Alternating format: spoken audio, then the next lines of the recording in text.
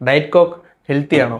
ഇത് കഴിച്ചാൽ ക്യാൻസറോ അല്ലെങ്കിൽ ഗട്ട് ഹെൽത്ത് ഇഷ്യൂസോ അല്ലെങ്കിൽ നമ്മൾ ഹോർമോൺ എന്തെങ്കിലും പറ്റുമോ? അപ്പോൾ നമുക്കത് നോക്കാം.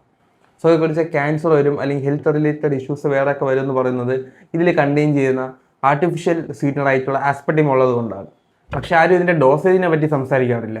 എത്ര ആസ്പെർട്ടിം കഴിച്ചാലാണ് ഒരു ബോഡിക്ക് എഫക്റ്റ് ആവണമെന്നൊന്നും. സോ അത് ഞാൻ ഇപ്പോൾ പറഞ്ഞുതരാം.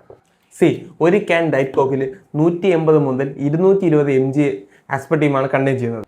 ഹ്യൂമൻ ബോഡിയിൽ ഡെയിലി അലവൻസ് പ്രകാരം 40 mg പെർ kg ആണ്. ഫോർ എക്സാമ്പിൾ, ഒരു 75 kg വെയിറ്റ് ഉള്ള ഒരു ഹ്യൂമൻ ബോഡിയിൽ ഡെയിലി ഒരു 15 മുതൽ ഒരു 17 ക്യാൻ കുടിച്ചാൽ മാത്രമേ അതിൻ്റെ ഡെയിലി അലവൻസ് ഹിറ്റ് ആവത്തുള്ളൂ.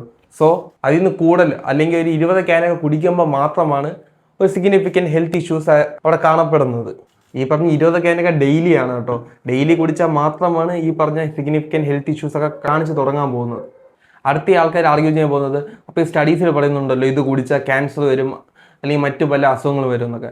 ഓർക്കേണ്ട ഒരു കാര്യമുണ്ട്, ഈ സ്റ്റഡീസൊക്കെ എലിയിലാണ് നടത്തിയിരിക്കണം. അതും ഒരു എലിക്ക് 120 ക്യാനിൽ അടങ്ങുന്ന ആസ്പെർട്ടിം കൊടുത്തിട്ടാണ്. അപ്പോൾ തന്നെ ആലോചിച്ച് നോക്ക്, ഇത്രയും ക്വാണ്ടിറ്റി ആസ്പെർട്ടിം ഒരു എലിയിൽ ഫെഡ് ചെയ്തിട്ടാണ്. അതുപോലെ തന്നെ ഹ്യൂമൻ റിസർച്ചിൽ സോളിഡ് ആയിട്ട് ഒന്നും തന്നെ കണ്ടുപിടിക്കാനും പറ്റിയിട്ടുമില്ല. സോ ഇത് സേഫാണ്.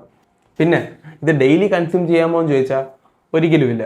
വൺസ് ഇൻ എ വൈൽ ഒരു 2-3 ക്യാൻ കുടിക്കണതിന് ഒരു കുഴപ്പമില്ല. കാരണം ഈ ഫാറ്റ് ലോസ് ചെയ്യുന്ന സമയത്ത് നമുക്ക് എന്തായാലും സ്വീറ്റ് ക്രേവിങ്സ് വരും. ആ സമയത്ത് ഏറ്റവും നല്ല ബെറ്റർ ഓപ്ഷനാണിത്. ഇതാകുമ്പോൾ കാലറീസും ഇല്ല. സോ നെക്സ്റ്റ് ടൈം നിങ്ങൾ ഏതെങ്കിലും ഫ്രണ്ട് ഇത് കുടിച്ചാൽ ക്യാൻസർ വരുമെന്ന് പറഞ്ഞാൽ ഒരു ചിയേഴ്സ് പറഞ്ഞേക്ക്.